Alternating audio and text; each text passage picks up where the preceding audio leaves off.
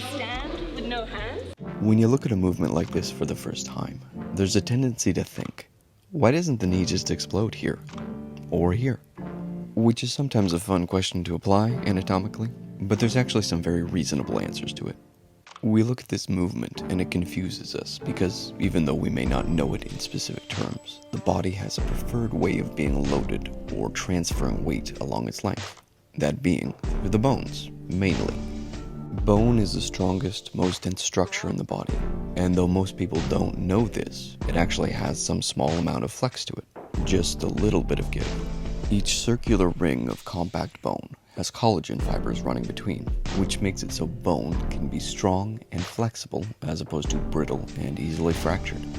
The bone shapes at the joints also tend to run oppositionally to one another, aka perpendicular, with cartilage and/or fluid in between, generally, which means they transfer forces along the body very well through its middle.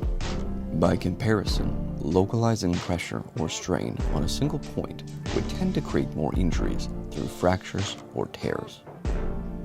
But going just through the bones is far from the only way to do it. The bones being in the center means they tend to take in centrally traveling forces. But when are we ever truly centered?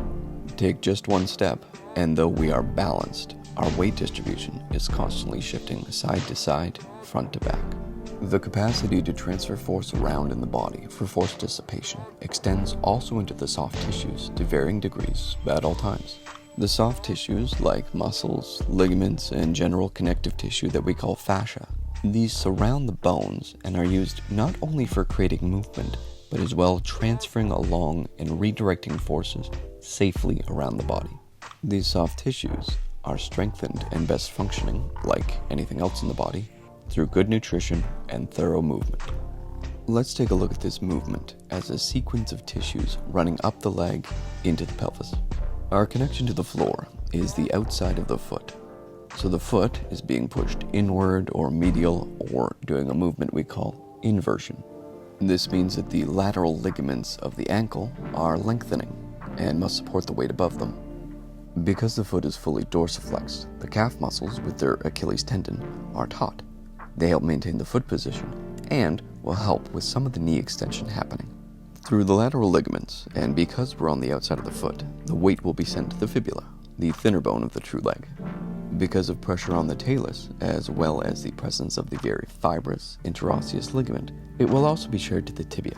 At the same time, the fibularis muscles on the outside of the leg are lengthening in a controlled manner, in that they will be contracting enough to maintain the inverted position of the foot without overextending. The fibularis muscles, as the name indicates, has attachment to and then pulls on the fibula in this position. So as a whole, the true leg is going medial or inward. With the femur being abducted, we get lengthening of the lateral collateral ligament of the knee and the meniscus. And the medial meniscus, by comparison, would be under compression. Also, to a lesser extent, the ACL and PCL are lengthened.